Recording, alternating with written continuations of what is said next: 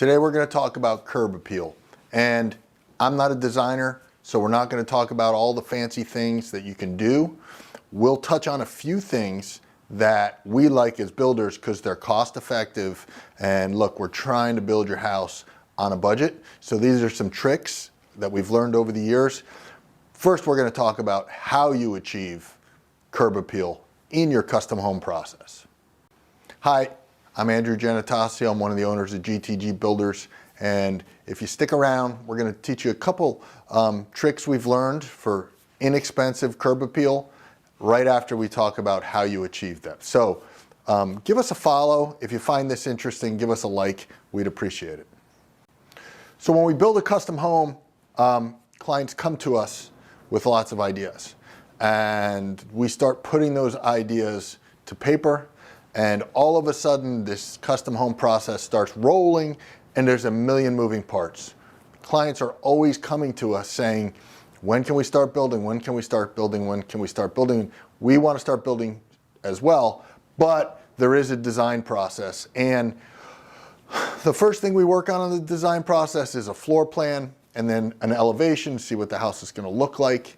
And this is when things start getting so complicated and even exciting that sometimes we miss out on the little things. So curb appeal is one of those things. Once you've got your design done and your builder's taken that design and they may be working on permitting and engineering and all the paperwork and you're not hearing anything, now's a great time to start thinking about curb appeal.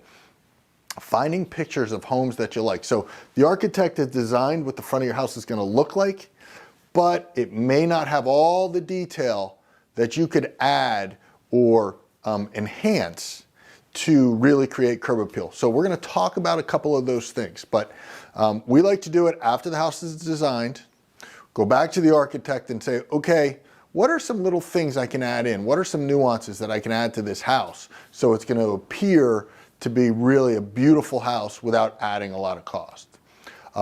One of the things to consider is scale. And when we talk about scale, we're talking about, is your house tall and narrow? Is it wide and low like a one-story home? Is it 50 feet off of the road or is it 300 feet off of the road? That's really the first question, because the architect can help us take advantage of all of those things. If you have a house that's far from the road and it's kind of wide and tall, maybe we want to add some details to the roof that help improve it. On the other hand, if you have a one-story home and it's far from the road, sometimes they can look a little squat.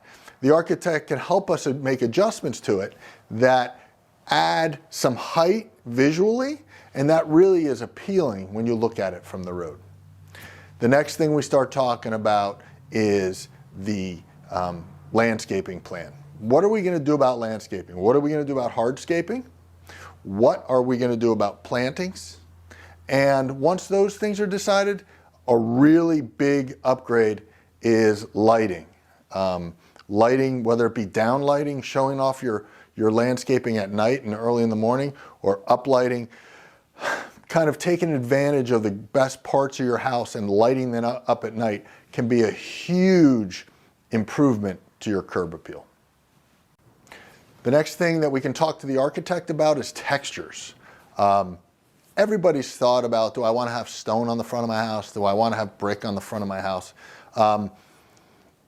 What kind of siding do I want? Am I going to have hardy? Am I going to have vinyl? What are my options? But stepping back and looking at other houses that you really like, take a look at the textures and see what it is about the details of that house that you like. Do you like that there's multiple textures? Do you like that there's multiple colors? That is something that doesn't need to be decided right away, but in that in-between period when you've designed your house and we start construction is a great time to work with the people at GTG Builders or whatever builder you're using to start to really put some detail to those textures. Adding texture, not too much, but not too little, really can add to curb appeal. So lastly, I think one of the big ones, it's really self-explanatory, but is your main entranceway. So main entranceways are comprised of a bunch of options. A porch could be a big one if you're building a type of farm home. farmhouse design. Porches can be costly, but they can also add great appeal. You have an option for, texture on the roof, maybe standing metal roof. You have colors and textures on that porch that can really add to curb appeal. Something that doesn't have to add a cost is a front door. A front door system that really shows off the front of your house. It's a point to look at. Whether you want something stained to look like wood, or if you want to paint it a bright and bold color, what things have you seen in the past that really excite you and that catches your eye when you drive by that house you like? I think a front door system, just a door painted or stained the right color, can make a huge difference. Something that goes along with that entranceway, you don't have to build a big porch. You can just build a roof over your front door. We can build that with brackets or detailed columns.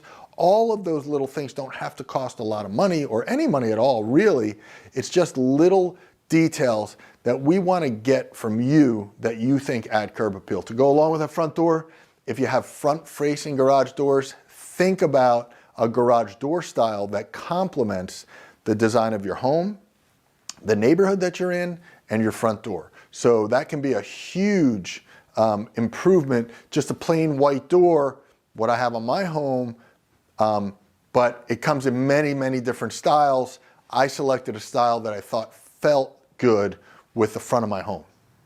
And lastly, and least expensively, is green grass.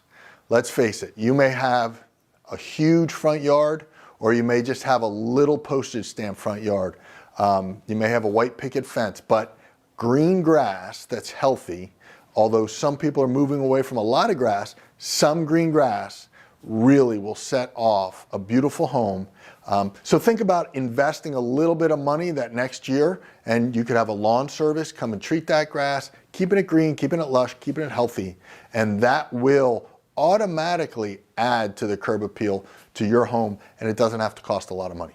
So there's some ideas.